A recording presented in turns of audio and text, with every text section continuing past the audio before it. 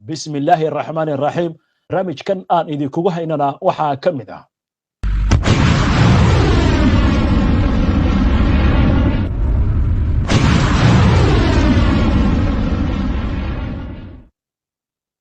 وإيران أو سبو حدا أوغا شيء هيغان دقال إسلا مركاسنا كل واقضي تلابدا أي قادي دونتوها ديلا خارجيو وقاميها سراء إيران علي خامنئي shiinaha oo muwaadiniintiisa uga digay inay u safraan dalka Iiraan xilli laga cabsi qabo dagaalku dib inuu u bilowdo Mareykanka ayaa si adag u cambaareeyay kuna tilmaamay wax aan la aqbali karin tilaabada Iiraan ay ku joojisay wada shaqaynta hay'adda xakamaynta nuclearka ee IAEA dhanka qasana dagaalyahanada iska cabita Falastiiniyiinta ayaa ka warbixiyay howlgal galabta iyo caawa ay ka fuliyeen jidda qasa waxaa ka mid ah gaadiid la gubay iyo gantaalo lagu garaacay koonfurta Israa'iil dhinaca kale Israa'iil waxay sii wadaa duqeyn aan kala sooc iyo kala joogsi lahayn in ka badan 100 ayay geeridu imika maraysaa tan iyo saaka dadkii la dilay warbixin cusub oo maanta soo baxday ayaa muujisay in NATO ay isku diyaarinayso dagaal ka dhanaha Ruushka mas'uul sare oo Ruush ayaa isla shaaciyay in 210,000 oo askari oo cusub ay ku soo biireen ciidamada Ruushka Faransiiska oo dawladda Senegal ku wareejiyay saldhig ciidan oo ku lahaa wadankaasi sheekada ugu dambeysay barnaamijkan idin kugu hayaana waxay ku aadan tahay ma taxiba mise waa diyuurad waa sheeko cajiib ah waa droonka taxiga ah magaalada Dubai wadanka isu taga Imaaraadka Carabta ayaa markii ugu horeysay waxa la tijaabiyay tagaasida duusha وهاجاك قضب كان يوري بقضب بكرة فافاسن يوحي ورا سكر إنتي نهوده كتيرنا ورك بريق الدحاء يحارضن عرادات إمك اللي جسوا الشيء إيران يلا دقيقة ميليتري الصعدة وينص الصعدة ورا الكاس لكن وحين وجود بينها معلومات كله حريرة حيسد الروشكا يوري به نيت أو كسي دريسة يدو وراكنا الشيء يعني إن مركا معلومات كل دون أي صوب حي يعني انت aan idin soo gudbin NATO oo leeyahay waxay isku diyaarinaysaa dagaal ay la gashay Ruushka waxaynu ka hormaraynaa madaxweynihii hore ee dalka Ruushka ahna gudoomiye ku-xigeenka golaha ammaanka qaranka ee dalkaasi Dmitry Medvedev ayaa daboolka ka qaaday in ka badan 210,000 oo askari ay ku soo biireen ciidamada qalabka sida ee Ruushka tan iyo bilowgii sanadkan 2025 sidoo kale wuxuu sheegay in 18,000 oo kale oo dad ah ay ugu soo biireen ciidanka si markaa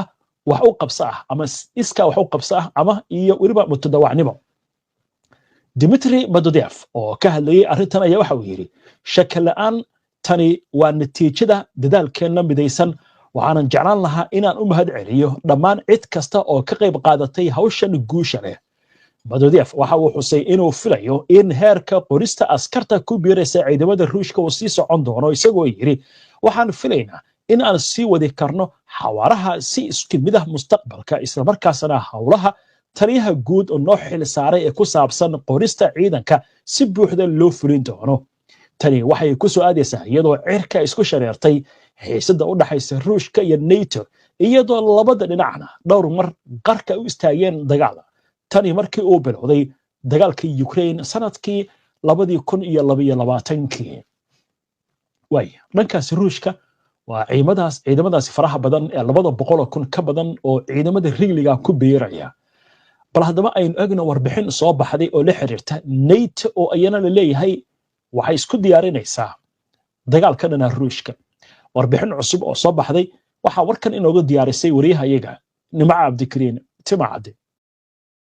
dalalka ku yaala dhanka ugu shisheeya ee bariga qaaradda Yurub ayaa isku diyaarinaya go'aan kasta oo ka yimaada Ruushka kaasi oo qataryaha halis degdeg ah ku haya iyaga si loo tijaabiyo awoodaha difaac ee NATO oo dhawaan dhameystirtay ee tababaro ciidan cirka ah oo ka dhacay dalka Finland warbixin uu qoray wargeyska The Financial Times ee ka soo baxay magaalada London ayaa lagu sheegay in inkasta oo Moscow ay haatan ku mashquulsan tahay dagaalka ay kula jirtay Ukraine haddana dad badan oo ku sugan xuduudda Finland iyo Ruushka waxay filayaan in madaxweynaha Ruushka Vladimir Putin uu maruun u soo jeesto dhanka bari ee NATO. Xogayaha guud ee gaashabuurta NATO Mark Rutte ayaa bishii hore ka digay in Moscow ay u diyaarsan tahay inay xoog u adeegsato isbahaysiga dhowr sano gudahood. Rutte ayaa khudbad u jeediyay ku yiri ma iska indhatiri karno xaqiiqda dhammaanteen hadda waxaan nahay garabka bari oo ula jeedo dalalka bariga Yurub ee ay wajahayso khatarta ka timaada Ruushka.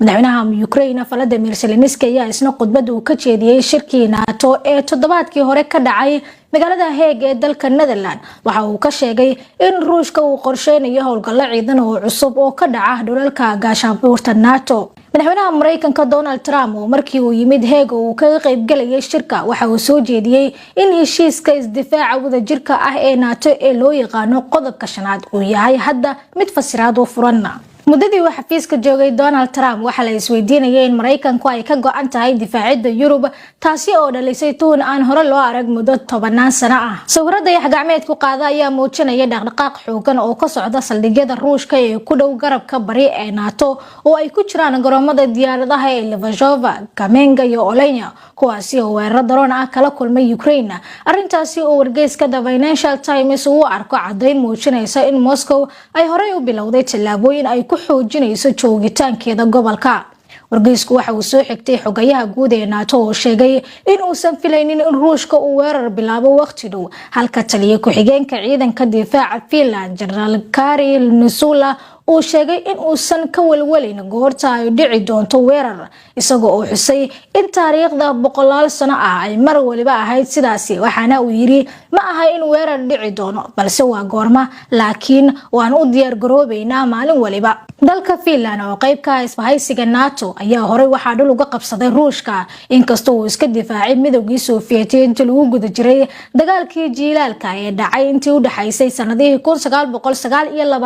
ilaa 1940. Finland waxay lumisay ku dhawaad 10% dhulkeeda dagaalkii labaad ee adduunka. tan iyo markii dagaalkaasi uu dhamaaday 80 sano ka hor, Finland waxay si tartiib ah isugu diyaarinaysay weerar kale oo Ruushka uga yimaada iyadoo uu xuduudda laga dareemay dhaqdhaqaaq ciidan oo sii kordhaya, balse Finland waxay rumaysan tahay in Ruushka uu u baahnaan doono sanado si uu u helo awood buuxda kadib dagaalka Ukraine. inkasta oo halku dhiga cusub ee NATO u yahay in la difaaco taakada ugu horeysa ee dhulka, haddana qorshaha difaaca waxa uu u muuqdaa in ku meel gaar ahaan loo ogolaan karo in dhul ka mid ah Finland la siiyo si istiraatiiji ah. Jarmo Lindberg oo ah wasiirkii hore ee difaaca ee Finland haatanna ah xildhibaan ayaa sheegay in dalkiisu uu haysto shidaal iyo saliid 6 bilood ah iyo raashin ilaa 9 bilood ku filan, isla markaana heshiis lala galay shirkado maxalli ah si ay wax soo saarkooda ugu bedelaan baahiyaha dagaalka haddii loo baahdo. dadka Finland waxay sidoo kale rumaysan yihiin in goobtooda istiraatiijiga ee u dhaxaysa Arctic iyo badda Baltiga ay tahay mid Mareykanka uu ku qasbaysa inuusan dayicin. wargeyska waxa uu sheegay in Trump uu si cad u sheegay in Arctiga ay muhiim ugu tahay amniga Mareykanka, nabad xun iyo halis degdeg ah. 3 wadan oo ku teedsan badda Baltiga kuwaasi oo kala ah wadamada Estonia, Latvia iyo Lithuania ayaa loo arkaa meelaha u nugul weerar ka yimaada Ruushka. taasi waxay salka ku haysaa taariikh iyadoo 40meeyadii ay ka mid ahaayeen midowgii Soviyeed, balse sababta ugu weyn waxay tahay in dalalkaasi yaryar yihiin oo ay go'doonsan yihiin sida ay sheegtay jariirada The Financial Times. agaasimaha xarunta difaaca iyo amniga caalamiga ah ee Estonia Kristi Raik ayaa ka digtay in haddii aan si xoogan looga jawaabin gardarada cusub ee Moscow ka timaada ay macnaheedu noqon doonto dhamaadka isbahaysiga. waxaana ay tiri wax waliba waxay ku xiran yihiin sida Putin uu isugu kalsoonaado marka la eegayo natiijada dagaalka Ukraine ka soo baxda. haddii Mareykanku uu ku qasbay Ukraine nabad xun oo ay ula jeedo in Ruushka loo tanaasulo, waxa ay tiri Ruushka waxa uu dareemi doonaa in uu saxan yahay, taasina waxay kordhin doontaa khatarta amnigeena ku wajahan. ugu dambeyn waxay arrinta ku soo koobtay hal su'aal oo muhiim ah, taasi oo ah sidee buu Ruushka u qiimeeyaa go'aanka. waata nimca aad bay u mahadsan tahay. bal markan xagga Afrika aynu qoraansanno. dhawanahan wadanka Faransiiska saameyntiisii Afrika ayaa si yaraanaysay. ciidankiisa waxaa laga saaray wadamada Burkina Faso, Mali iyo waliba Niger. hadda Senegal ayaa laga saaraya. haddaba waxaa soo baxay war sheegaya in saldhig military oo Faransiiska oo ku lahaa wadanka Senegal haatan lagu wareejiyay dawladda. warbixin amurahan la xiriirta waxaa soo jeedinaya wariyahayaga Yaxya Ciise. Faransiiska ayaa saldhig military oo ciidamadiisu isticmaali jireen waxa uu ku wareejiyay dawladda Senegal arrintaas oo qayb ka ah qorshaha bixitaanka ciidanka Faransiiska ee dalka ku yaala galbeedka Afrika. madaxweynaha Senegal Bashir Diomaye Faye ayaa ku dhawaaqay dabayaaqadii sanadkii hore in Faransiisku uu xirayo dhammaan saldhigyadiisa military ee Senegal ka hor dhamaadka 2025 iyadoo hanaankaas uu bilowday bishii Maarso markaas oo xarumo military oo hore lagu wareejiyay dowladda Senegal. Faransiiska ayaa sidoo kale xarun isgaarsiineed oo military waxa uu ku wareejiyay dowladda Senegal sida lagu xusay bayaan ka soo baxay safaaradda Faransiiska ee Senegal. sida lagu xusay bayaanka xaruntaasi waxa ay tan iyo 1960kii mas'uul ka ahayd isgaarsiinta xeebaha koonfureed ee badweynta Atlantic. kadib markii Senegal ay xorriyadda ka qaadatay Faransiiska 1960kii waxay ahayd saaxiib dhow oo istiraatiiji ah oo Faransiisku ku leeyahay qaaradda Afrika. laakiin madaxweyne Faye oo xafiiska la wareegay sanadkii 2024 ayaa ballan qaaday in Faransiiska loola dhaqmi doono dal shisheeye oo caadi ah. sidaa darteed dhammaan shaqaalihii u shaqeynayay ciidamada Faransiiska ee u dhashay Senegal ayaa la qorsheeyay in shaqada laga ceeriyo laga bilaabo 1 bisha Luulyo. Yaxay Ciise yaxay aad buu mahadsan yahay. waxaan u gudbaynaa wararkii ugu dambeeyay ee Gaza halkaasi xoogagga iska cabitay Falastiiniyiintu ay ka soo saareen warar kala duwan oo la xiriira howlgalladii ugu dambeeyay ee ay qaadeen. waxaan kaloo idin haynaa warbixin la xiriirta xaaladda Iiraan oo caawar culus jeedisay dhaqaaqiyo ciidanna wada isla markaasna hawada waddankaasi caawa qaybo ka mid ah la xiray iyo Mareykanka oo digniin soo saaray la xiriirta joojinta Iiraan ay joojinayso wada shaqaynta ay leedahay hay'adda IAEA. wararkaas iyo qodobo kale intaan u gudbin aynu ku hakan wararka iyagii ugu dambeeyay waxaad kula socoteen xoogagga iska cabitay Falastiiniyiinta oo weerar gantaal ku qaaday gudaha Israa'iil. warkaas oo faahfaahin ay ka soo saareen iska cabinta intaan u gudbin waxaynu ku hormaraynaa Saraya al-Quds garabka hubeysan ururka Jihad al-Islami ayaa war ay soo saareen oo telefishinka Al Jazeera uu soo xigtay. waxay ku sheegeen in deegaanka Al-Nadi oo ka tirsan Al-Qarara waa waqooyiga Khan Yunis in ay ku baagsadeen gaari ciidanka Israa'iil ay leeyihiin iyagoo ku qarxiyay fuusto waxyaabaha qarxa laga soo buuxishay. Saraya al-Quds waxay kaloo sheegeen in iyagu mas'uul ay ka ahaayeen weeraradii gantaalo ee galabta lagu qaaday oo caaw fiidkiya deegaanada Sidriot waxaana ay sheegeen in ay gantaal ku garaaceen. horay ciidanka Israa'iil ayaa waxay u sheegeen in 2 gantaal oo laga soo riday waqooyiga Mareykanka Gaza ay qabteen ama ay ka hortageen. waxaana ay sheegeen in deegaano ka tirsan Sidriot iyo Evim laga maqlay seeriga digniinta ka bixiya. waa tahay wararka la xiriira xabajoojintan imika Xamaas la sheegay in ay ka baaran degayso ayaa soo taraya. shabakada Axios ee laga leeyahay Mareykanka ayaa waxay ka soo xigtay ilo xogaal oo sheegaya in Washington ay taageeri doonto in la kordhiyo xabajoojinta inta la gaaray heshiis kama dambays ah. 60 maalmood ayaa hindisuhu u yahay laakiin waxa leeyahay shardi waxa looga dhigayaa wada hadalladu inay noqdaan kuwa dhab ah. sarkaal Israa'iili ayaa waxa uu sheegaya Mareykanku inay doonayaan in wada hadalladu ay sii socdaan xitaa haddii heshiis kama dambays aan la gaarin 60 maalmood gudahood. halkaas ayaa waxa leeyahay waa meesha Xamaas laga yaabo inay ka biidido sababtoo waxa suurtagal ah Israa'iil inay dheerayso waqtiga gaar ahaan ka bixitaanka ciidanka. haddii la yiraahdo ciidanka Israa'iil xitaa ka baxeen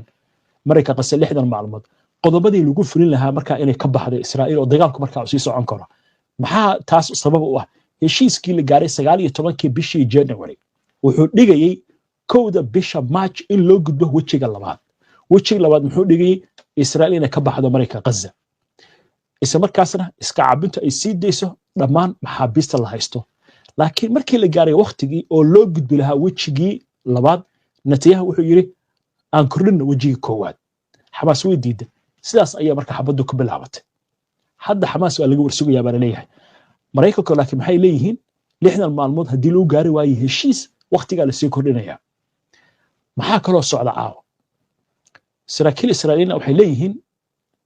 waxaan diyaar u nahay in xabad haddii Xamaas ay soo deynayso dhammaan maxaabiista dagaalka in la hakiyo. bal u fiirso warkaasi ma ahan dagaalka in la joojinayo, dagaalka in la hakiyo. oo marka haddii maxaabiista la soo daayo gabi ahaanba maxaa haray marka? meelahaas marka meelaha isku qabsan doonaa. haddii Xamaas ay diidana waxa imaan doontaa leeyahay Trump inuu yiraahdo Netanyahu waxa doonta samee. laakiin dadka Falastiiniinta waxay leeyihiin anaga maxal noo dhiman. maanta oo Arbaca ilaa iyo caawa ilaa iyo xilligan barnaamijka aynu wadno 108 qof oo Falastiiniin ayaa la dilay. meydka dhaawac la kala guraya. goobo aan xitaa ahayn dhismayaal teendooyin baa la duqeynaya xilligan barnaamijka aynu wadno. marka dadka Falastiiniinta waxay leeyihiin anaga maxaa noo dhiman naarta Netanyahu uu sheegayo iyo naarta uu sheegayo Donald Trump balan aragna meesha ka timaado ma naar baa noo dhiman bay ku leeyihiin waayo macluumaadkaasna halkaas aynu kaga gudubno war kale oo hadda soo dhacay wargeyska Financial Times ka soo baxa magaalada London ayaa wuxuu ka soo xigtay ila Mareykan oo sheegaya in wasiirka istiraatiijiyadda ee Israa'iil Ron Dermer uu muujiyay diyaar u ahaanshaha Israa'iil inay tanaasul ka samayso qodobada la xiriira goobaha ka bixista ciidanka ma ahan ciidanka inay wada baxaan goobaha laga baxayo Dermer wuxuu sheegay in Israa'iil ay diyaar u tahay inay ka wada hadasho sidii gargaarka loo qaybin doono inta lagu jiro heshiiska way qodobkaas markaan halkaas aynu kaga baxano dagaalka qasa markaan waxaan u gudbaynaa macluumaadka la xiriira xiisadda Iiraan iyo Israa'iil caawar weyn ayaa wuxuu ka soo baxay Iiraan oo ku aadan haddii hogaamiyaha sare ee Iiraan Ayatollah Ali Khamenei la qaarijiyo maxay Iiraan oo tilaabo ay qaadi doontaa intaan u gudbin sheekadaasi barnaamijyadii ugu dambeeyay gaar ahaan barnaamijka wararka waxaan idinkugu soo gudbinay madaxweynaha Iiraan iyo barnaamijka wararka maantaba oo sheegay in uu ansixiyay xeerkii lagu joojinayay wada shaqaynta hay'adda IAEA ee qaramada midoobay haddaba qaramada midoobay iyo Mareykanka ayaa war soo saaray aan ku hormarno warka ka soo yeeray waaxda amuraha dibadda ee waddanka Mareykanka war gordhaweyta ay soo tuurtay wakaaladda wararka ee AP ayaa waxaa lagu sheegay in waaxda amuraha dibadda ee Mareykanku ay si kulul u cambaaraysay go'aanka Iiraan ay ku hakinayso wada shaqayntii ay la lahayd hay'adda caalamiga ah ee tamarta nuclearka ee magaceeda loo soo gaabiyo IAEA iyadoo ku tilmaamtay tilaabadaasi mid aan la aqbali karin bayaanka ka soo baxay Mareykanka ayaa waxaa lagu sheegay in Iiraan looga baahan yahay inay si buuxda oo degdeg ah ula shaqayso hay'adda IAEA iyadoo aan wax dib u dhac ku imaanin Iiraan waa inay u hoggaansantaa heshiiska ilaalinta ay la gashay IAEA ee hoos yimaada heshiiska ka hortagga faafitaanka hubka nuclearka ee loo yaqaano NPT ayaa lagu yiri war saxaafadeed ka soo baxay waaxda amuraha dibadda ee Mareykanka ayaa sidoo kale waxay cadeeyeen in Iiraan aysan marnaba yeelan karin hub nuclear waxayna ugu baaqeen Tehran in ay bixiso damaanad iyo macluumaadka la xiriira walxaha nuclearka ee aan la shaacin go'aanka Iiraan ee hakinta wada shaqaynta ayaa yimid kadib markii baarlamaanka dalkaasi uu ansixiyay qaanuun mamnuucaya kormeerka IAEA ilaa la helayo damaanad qaad cusub oo la xiriira xuquuqda Iiraan ee barnaamijka nuclearka waxaa la filayaa tilaabadan inay sii kordhiso xiisadda u dhaxaysa Tehran iyo wax loogu yeeray beesha caalamka gaar ahaan reer galbeedka Mareykanku wuxuu hoosta ka xariiqay in la joogo xilligii muhiimad ay ahaan lahayd in Iiraan si buuxda ay u qaado ilaalinta xasiloonida gobolka isla war arrimaha la xiriira afayeenka qaramada midoobay Stephen Dujarric ayaa waxa uu sheegay in go'aanka Iiraan ay ku hakisay wada shaqayntii ay la lahayd hay'adda caalamiga ah ee tamarta nuclearka ee IAEA uu yahay mid si dhaba walaac u leh dalalka reer galbeedka iyo Israa'iil ayaa waxay ka shakisan yihiin Iiraan inay doonayso inay samaysato bam nuclear Tehran ayaa taas beeninaysa waxaana ay isku difaacaysaa in xaq ay u leedahay horumarinta barnaamijka nuclearka ujeedadiisuna ay tahay mid rayid ah geesta kale isagoo la hadlayay dadka wararka fidiya wasiirka arrimaha dibadda ee Israa'iil Gideon Saar waxa ugu baaqay beesha caalamka inay si go'aan leh ugu dhaqaaqaan si loo joojiyo waxa ugu yeeray barnaamijka nuclearka ee Iiraan Saar ayaa ku booriyay Jarmalka Faransiiska iyo Britain inay dib u soo rogaan dhammaan cunaqabatayntii horey loo saaray Iiraan wuxuuna yiri beesha caalamku waa inay si cad ugu dhaqaaqdaa una adeegsato dhammaan awoodaha ay leedahay si loo joojiyo hamiga nuclearka ee Iiraan waa si hadalka uu yiri way qodobkaas markii halkaas kaga baxna dhanka Iiraan marka aynu eegno Iiraan waxa leeyahay waxay xirtay hawada qaybo ka mid ah wadanka dhaqdhaqaaqyo ciidan baa jira waxaana la sheegayaa in nidaamyada difaaca iyo waliba gantaalada goobaha laga rido aad loo diyaariyay waxa kaloo la qaaday tillaabooyin aad u badan oo la xiriira ka hortagga canaasiirta Israa'iil shaqeysa ilaa 700 oo qof baa la xiray waxa kaloo la sheegay ajaanibta ku dhaqan wadanka Iiraan in la raafayo kadib markii la ogaaday in badan oo kamid ah jawaasiista la qabtay ay yihiin dad ajnabi walow dad Iiraaniyiin ay ku jiraan dhaqdhaqaaq aan caadi ahayn baa socda haddaba haddii ay dhacdo in la qaarajiyo hogaamiyaha sare ee Iiraan Ayatollah Ali Khamenei oo Israa'iil ay toos ugu dhaaratay maxaa dhici doona aynu eegno warbixin amuraha ku aadan oo warbaahinta Iiraan ay qorayso iiraan ayaa waxay daboolka ka qaaday in ay diyaarisay dhammaanba tillaabooyinka ay qaadi lahayd haddii israa'iil ay beegsato hogaamiyaha sare ee iiraan isla markaasna arrintaasi la sheegayo in ay noqon doonto mid si degdeg ah looga bixiyo jawaab degdeg ah waxaa arrintan ka hadlay la taliyaha sare ee ciidanka ilaalada kacaanka islaamiga ah ee iiraan axmed fahidi waxaana uu daboolka ka qaaday in qariiradda adduunka laga weyn doono israa'iil haddii ay khatar geliso nolosha hogaamiyaha sare ee iiraan wuxuu yidhi waxaynu wajahaynaa cadow khiyaano badan waxaana suurtagala ciidamadeenu in ay diyaariyaan weerarada ugu ballaaran ee ugu xooggan oo ay kaga jawaabayaan arrintaasi waxaana warkuntaasi ku daraya in mas-uulkan reer iiraan uu sheegayo inay isku xiran tahay jiritaanka iiraan iyo waxyeelada hogaamiyaha sare ee iiraan war kale oo arrimaha la xiriira waxaa la sheegayaa in dowladda waddanka shiinuhu ay ku boorisay muwaadiniinteeda inay ka fogaadaan safar ay ku tagaan dalka iiraan iyadoo xabad joojin ay jirto u dhaxaysa tehraan iyo talaabiib laakiin cabsi weyn ay jirto warbaahinta waddankaasi shiinaha gaar ahaan wargeyska global times ee ku hadla afka xukuumadda beijing ayaa sheegay in digniin lagu siiyey muwaadiniinta shiinaha inaysan u safrin waddanka iiraan waxaana la sheegay in inkastoo xabad joojintaasi ay jirto haddana xaaladda amniga ee iiraan ay tahay mid cakiran wasaaradda arrimaha dibadda ee shiinaha ayaa horay talahaan waxay ugu wargelisay muwaadiniinteeda inay iska ilaaliyaan safarada iiraan sidoo kale dadka ku dhaqan gudaha waddankaasi ee muwaadiniinta shiinayska ah ayaa waxaa loo sheegay inay u hoggaansamaan digniinaha amniga ayna u diyaar noqdaan xaalad degdega haddii ay dhacdo waxaa dadka lagu wargeliyey inay ka fogaadaan goobaha xasaasiga haddaba arrintan maxaa loo fasiran karaa dad badan waxay leeyihin arrintan waxaa loo fasiran karaa bacdamaa hadda ay isku dhow yihiin shiinaha iyo iiraan in shiinuhu wax u og yahay dadkiisana uu digayo ma iiraan baa weerar qaadi doonta mise iiraan baa lagu soo maqan yahay waa su'aalo la isweydiinayo waynu arki doonaa wixii arrimahaasi ku soo kordha waa tahay macluumaadkaasna halkaas aynu ku dhaafno haatan waxaynu soo gaarnay sheekadii ugu dambeysay ee barnaamijka aynu ku soo gabagabayn jirnay alaab waxaynu ku soo qaadanaa sheeko ka duwan sheekooyinka barnaamijka aad ku soo daawateen waxaan idiin caaw sheekada la yaab kale ku saabsan tagaasida duusha oo markii ugu horeysay laga tijaabiyey dalka istaga imaaraadka carabta adduunyada hadda way tegaysaa halkan waxaa idin kaga muuqda taksiga duula haddaba shirkadda la yidhahdo Joby Aviation ayaa samaysay baa layidhi tijaabadii duulimaad buuxa oo loo adeegsanayo taksiga duula oo koronto la'aan ku shaqaynaya waa diyaarad doorana camal oo taksiga waxaana leeyahay dowladda imaaraadka carabta ayaa iminka waxay hirgelinaysaa adeegan waxaana la sheegayaa in markaa laga hirgelin doono 4 goobood oo kala duwan oo ku yaala waddanka tusaale waxaa loo soo qaatay garoonka diyaaradaha ee magaalada Dubai iyo goobta la yiraahdo Jumeirah haddii markii hore ay ahaan jirtay 45 daqiiqo in la iskaga soo dhacaaro hadda 12 daqiiqo oo kaliya ayaa la iskaga soo dhacaalayaa waxaana la sheegay tijaabada in lagu guuleystay diyaaradda mise waa baabuur mise waa daroon waxay doonto ha noqotee 160 kilomitir ayay ku socon kartaa baa la yiri xawaaraha ugu badan sidoo kale waxaa leeyahay saacaddii waxay markaasi socon kartaa haddii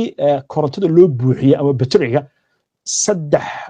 320 kilomitir waxaa la xaqiijiyay naqshadan inay noqon doonto mid aad muhiim u ah oo hadda kadibna 4taasi goobood oo kala ah garoonka caalamiga ah ee Dubai Jumeirah Marina iyo bartamaha magaalada Dubai in laga hirgelin doono tilaabadan ayaa waxaa leeyahay waxaa sidoo kale gacan ka geysan doontaa in markaa saxmadda gawaarida aad markaa gees ka mari karto taksigaas aad dalbanaysaa oo ku qaadaya waa taksiga duulo weeye jeebkaagiisu ku ciidan oo keliya waaye intaas ayaan kusoo gabagabeynayaa caawa barnaamijkii qubanaha waana ku mahadsantihiin daawashada barnaamijka si aad ula socoto wararkan iyo barnaamijyada iyo macluumaadka aynu soo gudbino haddii aad ka cusub tahay baraheena bulshada ama horay aadan ugu xirnayn hadda ku soo biir waana mahadsantihiin mar kale nabadgelyo